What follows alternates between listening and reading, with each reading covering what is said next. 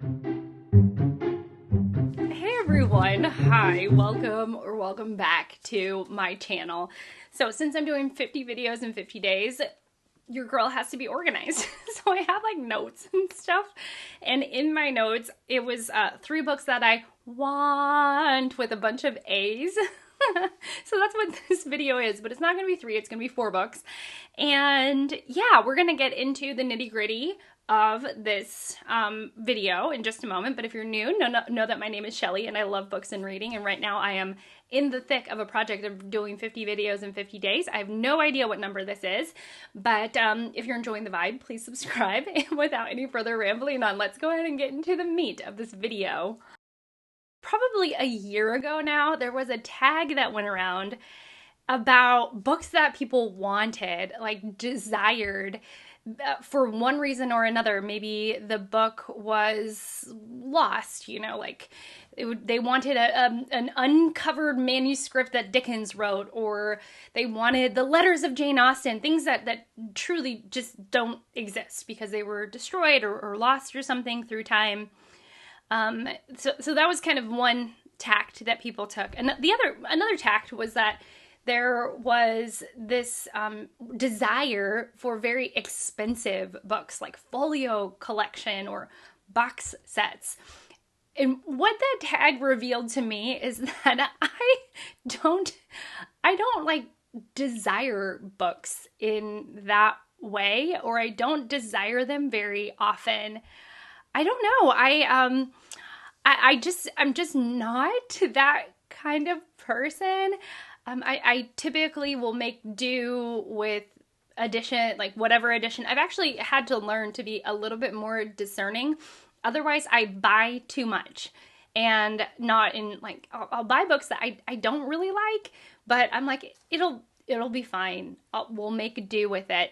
And so sometimes in order to mitigate some of my spending and choosing, I have to be like, no, you're not going to buy it in that chunky hardcover because you don't really like hardcovers. You're going to wait for the floppy paperback because that's what you want. So I've had to like learn to be a little more discerning. And I realized that I don't really think about literature in that way. I don't really sit around thinking, I want that. So when I was thinking about books that I want, I think that this is kind of a little bit of a different list. Partly because I think a lot of these are readily available. And I do have a $50 gift card to Barnes & Noble that I'm thinking about spending on these books, but that's neither here nor there.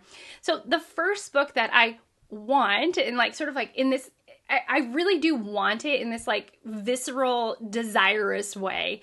And I don't want just the Kindle book, because I know I can get the Kindle book, but I want it in a paperback version. I have never seen it anywhere, and it is Epitaph by Mary Doria Russell. Now, I read Doc, which is like the part 1 to Epitaph, although I've been told that you can read it on its own. That Epitaph itself is so good. It's about the OK Corral. I lost my train of thought. Doc was okay. It was good, but it wasn't great. Mary Doria Russell, she is a lovely author. She's thoughtful and well researched. And Doc was good, but not great. But I've heard just amazing things about Epitaph. And there's this thing about like, if I saw Epitaph at a used bookstore, like the desire in me, like I would probably be giddy, jumping up and down, like squealing a little bit just to have found this book. Like there's just something about that book that I want. I am lusting for. So, and I also read,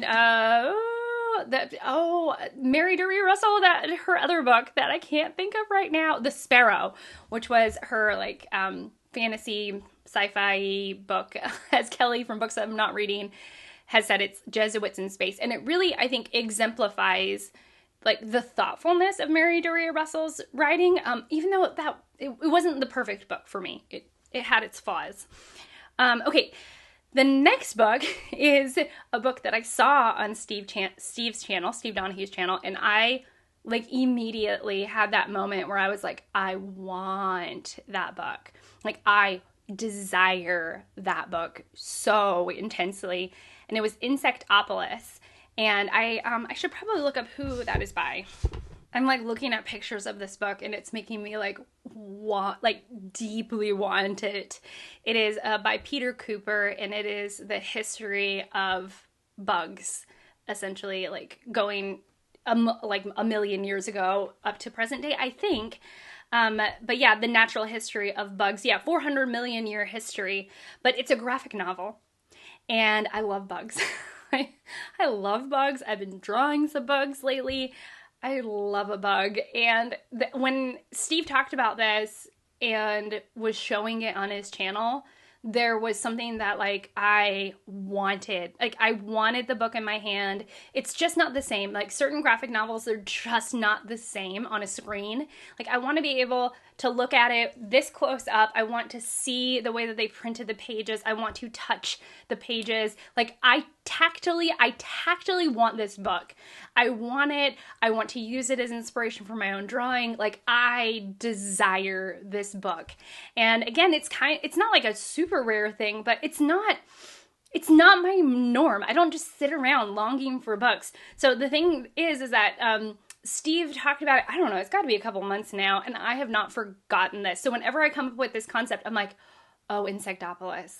I want that book.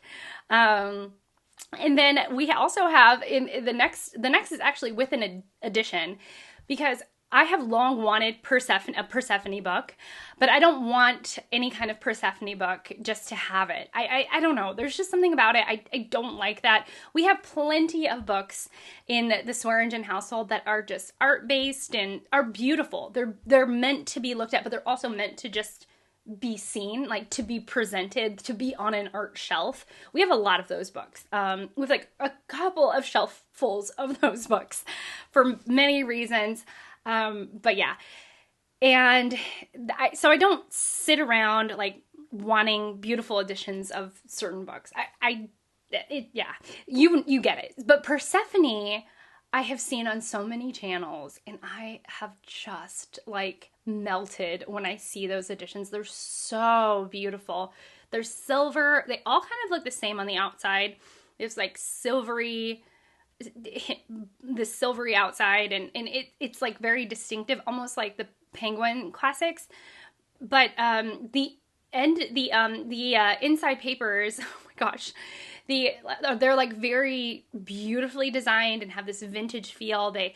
Persephone is dedicated to publishing like forgotten female writers, and the book that I would want is something by Dorothy Whipple, because you lovely people have told me just how great her writing is. Now, I think there's one specific title. Yeah, it would be Someone at a Distance. That's the one that I've marked that I want to read, that I want. And it is a very good novel indeed about the frailty and also the tenacity of love. Oh gosh, I don't know. I just like, there's something about this edition, this writer, that if I saw Dorothy Whipple out in the wild in a different edition, I think I would get excited. But if I saw a Persephone Dorothy Whipple, and particularly Someone at a Distance, I would be paying for that book so quick. You would be like, where did Shelley go? And I'd be like, no, I'm making sure that nothing stands between myself and this book. So yeah, so there's that one. Oh my goodness. Okay, and the last one is a new release, and I don't know, there's sometimes a book kind of, it gets its little grip in you, and I feel like it's a book for me for a couple of different reasons. It's Quarterlife by Davika Reggae, which I have predicted to be on the Booker. I don't know if this is going before or after the Booker long list, probably after. So we'll see if my prediction was correct. But I like the pink that they chose for the cover. This made it to Steve Donahue's Best Books of the Year. It is a debut. So I like that. Also, Scott from Gunpowder Fiction and Plot tried to read this and it didn't work for him, which means that it will for sure work for me. And there is just something about this. It's about friends navigating the political and social changes in India.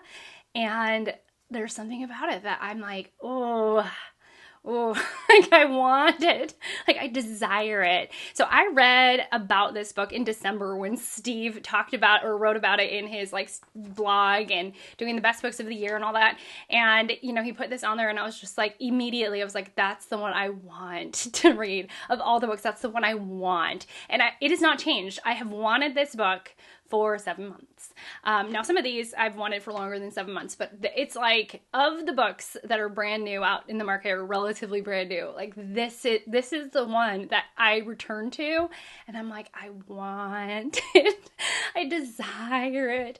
Like I want it in that like longing, lustful kind of way, which is just, again, sort of bizarre for me. So yeah, tell me about the books that you long for, the ones that you want, the ones that you're just like, I want it so badly. It could be a beautiful special edition book, you know, with sprayed edges and just gloriously gorgeous in that way. Or it could just be that you have never encountered it before. Or it could be something that is like filled with art and like you want it. Or maybe perhaps even something rarefied, you know, something like first edition, something or other. All of those other categories don't often, you know, appeal to me, but for whatever reason, these 4 books, I'm just like, I want to. All right, that's it for me. Thank you so much for watching. Thank you so much for being here. I really appreciate you. And I hope to see you all in my next